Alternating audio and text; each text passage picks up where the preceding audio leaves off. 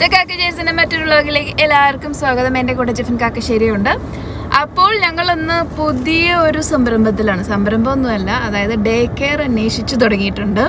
അപ്പോൾ day care അന്വേഷിച്ച് തുടങ്ങിയപ്പോൾ വേറൊരു കാര്യം കൂടെ മനസ്സിലായി. ആഴ്ചയിൽ ഒരു എത്ര ഡോളറെങ്കിലും മാറ്റി വയ്ക്കണേ പേട്ടാ? മിനിമം $250 ഡേ കെയറിൻ്റെ എക്സ്പെൻസ് വീക്കിലി മാറ്റി വയ്ക്കണം. And so Jeff is happy boy. അതായത് ഹോം ഡേ കെയർ ആണ് ഈ 45 to 55 പെർ ഡേ അക്കോമഡേറ്റ് ചെയ്യുന്നത്. പക്ഷെ നമ്മുടെ ഈ വലിയ ഡേ കെയറിന് പ്രൈവറ്റ് ഡേ കെയർസ് ഒക്കെ പ്രോപ്പർ സെറ്റപ്പ് ഉള്ളത് അവർക്ക് $65 പെർ ഡേ ആണ് വരിക. അപ്പം ഞങ്ങൾ വൺ ലിസ്റ്റ് എന്ന് പറഞ്ഞൊരു സംഭവം ഉണ്ട് ഇവിടെ വാട്ടർലൂ റീജിയൻ്റെ സംഭവത്തിൽ. അതിൽ ഞങ്ങൾ ഡാനിയുടെ പേര് ആഡ് ചെയ്തിട്ട് ഇപ്പോൾ ഓൾമോസ്റ്റ് 3 months ആയി. ഇതുവരെയ്ക്കും എവിടെയും അപ്രൂവൽ വന്നിട്ടില്ല. അപ്പോൾ വൺ ലിസ്റ്റിൽ വരാത്ത കാരണം ഞാൻ എന്ത് ചെയ്തെന്ന് വെച്ചാൽ ഒരു ഫേസ്ബുക്ക് ഗ്രൂപ്പ് ഉണ്ട്, ഡേ കെയർ അങ്ങനത്തെ സംഭവങ്ങൾ, ലൈസൻസ്ഡും നോൺ ലൈസൻസ് ഡേ കെയർ എന്നൊക്കെ കൊണ്ടൊരു ഫേസ്ബുക്ക് ഗ്രൂപ്പ് ഉണ്ട്. അതിൻ്റെ ലിങ്ക് ഞാൻ താഴെടാം. അതിൽ പോസ്റ്റ് ചെയ്തിട്ട് അതിൽ 2-3 പേരെ കോൺടാക്ട് ചെയ്തിട്ടുണ്ടായിരുന്നു. അങ്ങനെ ഒരു വീട്ടിലേക്ക് ഇന്ന് കാണാൻ പോവുകയാണ്. അവിടുത്തെ സൗകര്യങ്ങൾ, അവരുടെ സെറ്റപ്പ് എന്താണെന്നൊക്കെ അറിയാൻ വേണ്ടിയിട്ടുള്ളത്. അപ്പോൾ അവർ പറഞ്ഞ റേറ്റ് എന്താണെന്നുള്ളതൊക്കെ അവർ കണ്ടതിന് ശേഷം പറയാൻ പറ്റുള്ളൂ. എന്തൊക്കെയായാലും 4 വയസ്സിന് താഴെ കുട്ടികളായിട്ട് വരുന്നവർ ഒരു കാര്യം മനസ്സിലാക്കുക, നിങ്ങൾക്ക് മന്ത്ലി എത്ര വരും? $1,000 അടുപ്പിച്ച് ഡേ കെയറിന് മാത്രമായിട്ട് എക്സ്പെൻസ് വരാൻ ചാൻസസ് ഉണ്ട്. നിങ്ങൾ വന്നിട്ട് നിങ്ങൾക്ക് ഏതെങ്കിലും ആൾക്ക് ജോലി ഉണ്ടാവുമല്ലോ, എന്നാലും ജീവിക്കാൻ പറ്റുള്ളൂ. അല്ലെങ്കിൽ നിങ്ങൾ അത്രയും റിച്ച് ആയിരിക്കണം. അപ്പോൾ നിങ്ങൾക്ക് ഏതെങ്കിലും ആൾക്ക് ജോലിക്ക് പോകുമ്പോൾ ഒരാൾ വീട്ടിലുണ്ടെങ്കിൽ കുഴപ്പമില്ല, കൊച്ചുങ്ങളെ നോക്കാൻ പറ്റുന്നുണ്ടെങ്കിൽ കുഴപ്പമില്ല. അല്ലെങ്കിൽ മാറി കാലത്ത് ഒരാൾ ഷിഫ്റ്റിന് പോകണു, വൈകുന്നേരം ഒരാൾ ഷിഫ്റ്റിന് പോകണു, അങ്ങനെ ആകുമ്പോൾ കൊച്ചുങ്ങളെ നോക്കാൻ പറ്റും. പക്ഷേ 2 പേരുടെ ജോലി ഒരേ സമയത്താണ്, കാലത്താണ് എന്നുള്ള ആൾക്കാർക്കാണ് ബുദ്ധിമുട്ട്. ഇപ്പോൾ 2 പേർക്കും ജോലി കിട്ടിയത് നൈറ്റ് ഷിഫ്റ്റാണ്, അപ്പോൾ പണി.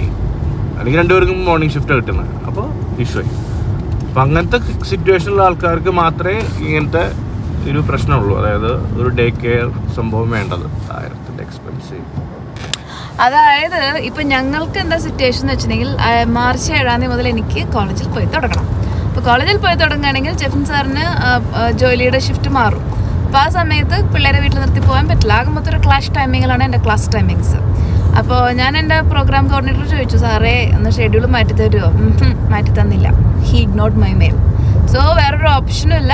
ഈ ഒരു എക്സ്പെൻസും കൂടെ എങ്ങനെയെങ്കിലുമൊക്കെ മാനേജ് ചെയ്തേ പറ്റൂ. ഡേ കെയർ കണ്ടുപിടിച്ചേ പറ്റൂ. ഡേ കെയർ കിട്ടാനില്ല. അതായത് നമുക്ക് ആക്സസിബിൾ ആയിട്ടൊരു ലൊക്കേഷനിൽ നമുക്ക് ആക്സസിബിൾ ആയിട്ടൊരു റേറ്റിൽ ഡേ കെയർ കിട്ടാനുമില്ല. അതുകൊണ്ട് മിക്കവാറും ഇപ്പോൾ കാണാൻ പോകുന്ന സ്ഥലത്തെ എങ്ങനെയാണെന്ന് നോക്കണം. അപ്പോൾ ഞങ്ങളിപ്പോൾ പോയ വീട് ജെഫ് സാറ് കണ്ടോ? അല്ല, ജെഫ് സാറിന് കാണാൻ പറ്റിയില്ല. കാരണം എന്താണെന്ന് വെച്ചിട്ടുണ്ടെങ്കിൽ അവിടെ പാർക്കിങ്ങിൻ്റെ ഇഷ്യൂ ഉണ്ടായിരുന്നു. So he worried in car.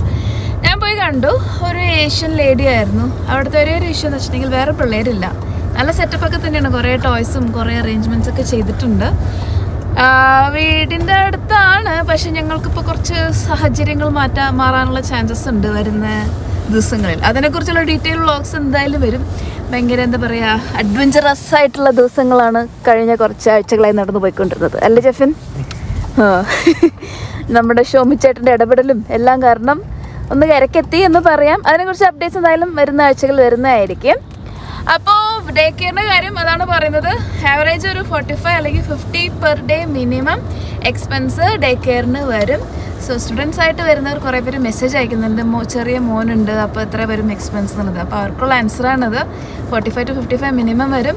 But private day കെയറിലേക്ക് പോകുമ്പോൾ ലൈക്ക് പ്രോപ്പർ എസ്റ്റാബ്ലിഷ് സ്ഥലത്തേക്ക് പോകുമ്പോൾ 65 എങ്കിലും പെർ ഡേ വരും. പിന്നെ ഡേ കെയറിൻ്റെ ഒരു ഗുണം എന്താണെന്ന് വെച്ചിട്ടുണ്ടെങ്കിൽ ഫുഡെല്ലാം അവർ തന്നെ കൊടുക്കും. നമ്മളൊന്നും പാക്ക് ചെയ്ത് കൊടുക്കണ്ട, കുട്ടീനെ കൊണ്ടേ ആക്കിയാൽ മതി.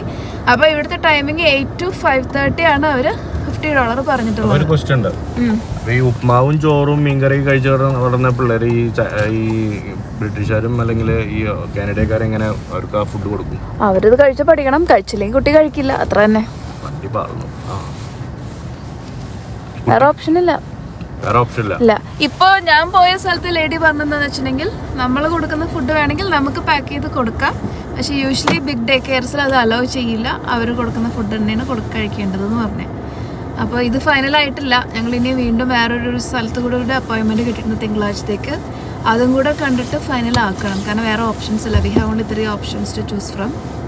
ആൻഡ് ജെഫിൻ സാറ് കൂടുതൽ അധ്വാനിക്കേണ്ടിയിരിക്കുന്നു. എന്താണ് ഭയങ്കര നിശബ്ദത? $1 is too much. നമ്മുടെ കൊച്ചിന് വേണ്ടിട്ടല്ലേ? അതുകൊണ്ട് കാര്യമില്ല. കൊച്ചു നോക്കണ കണ്ടില്ലേ?